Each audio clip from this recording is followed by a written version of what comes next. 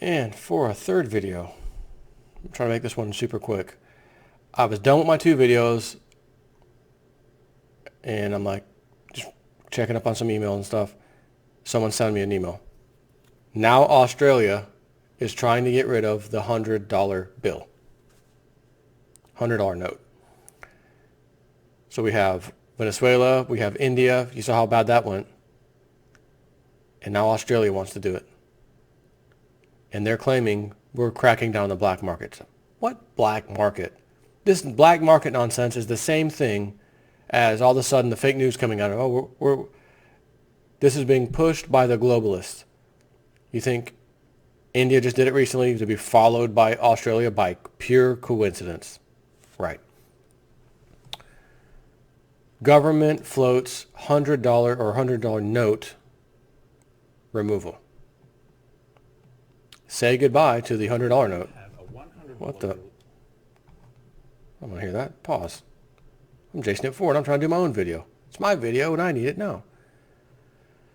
Australia. Yeah, so say goodbye to the $100 note. Australia looks... This is a mainstream site from Australia, by the way. Australia looks set to follow in the footsteps of Venezuela and India by abolishing the country's highest denomination banknote in a bid to crack down on the black economy. Speaking to ABC Radio on Wednesday, Revenue and Financial Services Minister Kelly O'Dwyer flagged a review of the $100 note in cash payments over certain limits as the government looks to recoup billions in unpaid tax. How the hell do you recoup billions in unpaid tax by removing the $100 note? All people are going to do is, if you got any, turn them in, put them into your bank by such and such date. Okay, I'll go do that. You putting $100 into your bank account does not equal you paying tax on that all of a sudden. Monday's mid-year budget update will include the appointment of former KPMG Global Chairman Michael Andrew to oversee a black economy task force. So we got to have a new task force, taxpayer funded. Sorry about that. Again, government expansion, not small government, bigger government, expansion of government, never fails.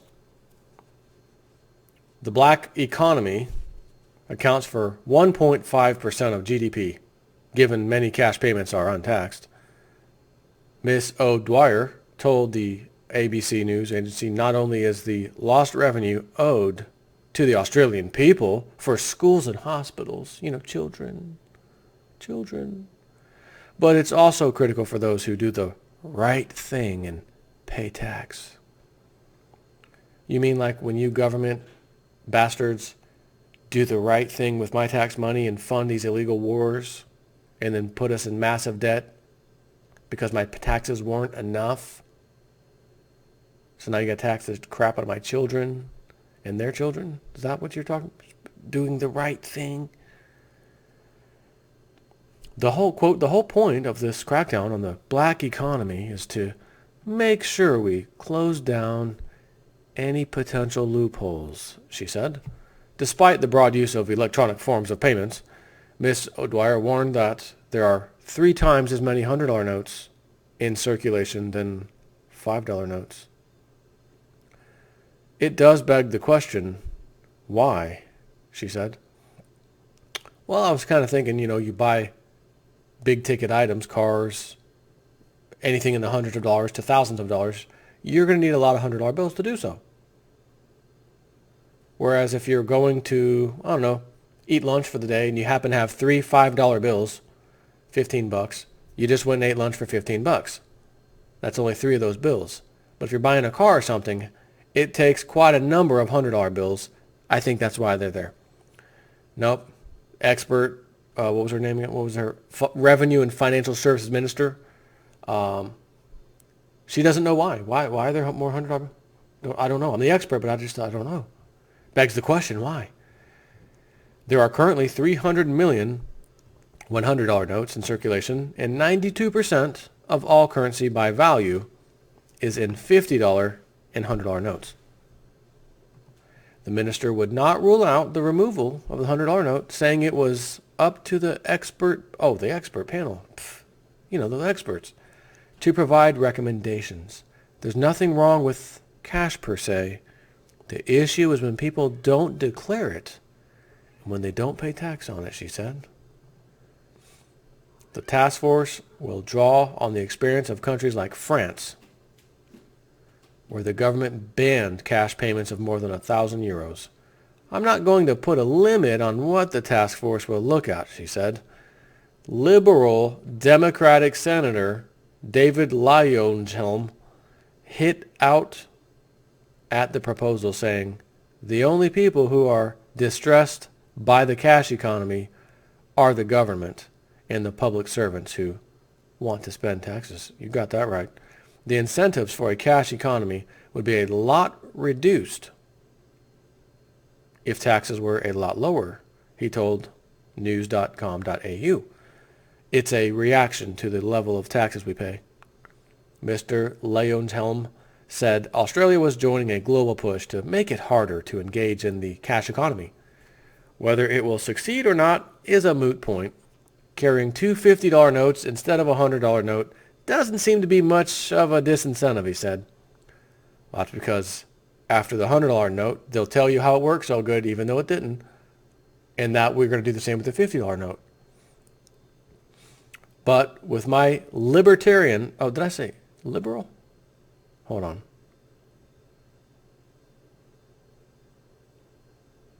Where does it go? Liberal. Yeah, it says liberal Democrat. Did they mean libertarian? But with my libertarian hat on, I think the solution is to lower taxes so the incentives to avoid paying taxes are lower. It comes after a report by UBS recommended. Yeah, UBS, you mean the banking giant? Yes. So a banking giant, too big to fail, recommended Australia scrap the $100 note.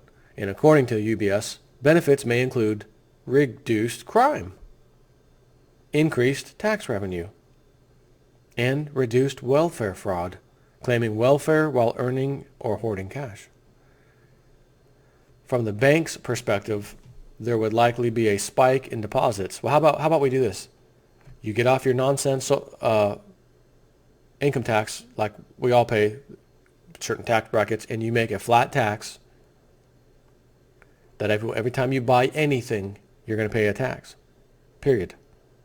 You can't get out of that, can you? Doesn't matter if you use electronic transfers or credit transactions or cash. You can't go and buy something at the store without paying tax. Everyone's going to have to do so. No, that's not. Don't go there, Jason. That's not what we want. We want to get rid of the notes so we can go to a one world electronic currency. This would likely, okay, so from the bank's perspective, it says, there would likely be a spike in deposits. If all the $100 notes were deposited into banks, ignoring the hoarded $50 notes, household deposits would rise around 4%, the report said. This would likely fill the bank's net stable ratio, funding ratio, gap and reduce reliance on offshore funding.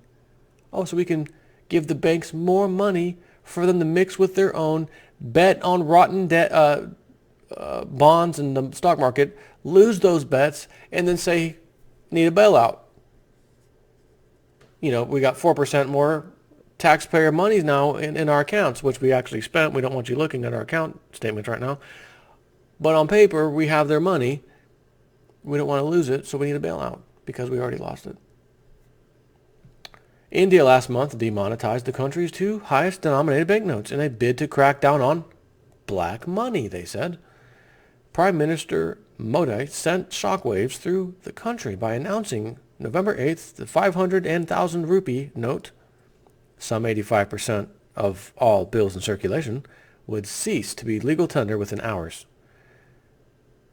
In a scathing editorial in the Hindu newspaper, former Indian Prime Minister Manmohan Singh said the decision had shattered the faith and confidence that hundreds of millions of Indians had placed in their government. And that, my friends, while you're the former Prime Minister, you weren't going along with the club's plans. Mr. Modi is going along with the club's plans, as you just saw. That's why you're the former Prime Minister. But I appreciate your comment because you're right. The vast majority of Indians earn in cash, transact in cash, and save in cash. All legitimately, he wrote. Their daily subsistence depends on their cash being accepted as a medium of valid currency. They save their money in cash, which, as it grows, is stored in denominations of 500 rupee and 1,000 rupee notes. To tarnish these as black money and throw the lives of these hundreds of millions of poor people in disarray is a mammoth tragedy. It's the fundamental duty of a democratically elected government in any sovereign nation to protect the rights of and livelihood of its citizens. The recent decision by the Prime Minister is a travesty of this fundamental duty. And this week, Venezuela joined suit, with Venezuelans rushing to trade in their $100 or Bolivar bills after President Nicolas Maduro said he was eliminating the nation's highest currency denomination in an attempt to fight speculation and currency hoarding. Earlier this year, Prime Minister Malcolm Turnbull said he was open to scrapping the 5C coin, 5 cent, what was that? 5 cents, after Treasurer Scott Morrison was grilled by news.com.au's Malcolm Farr. And this article was written by Frank Chung. Everybody Frank Chung tonight. Everybody Frank Chung tonight.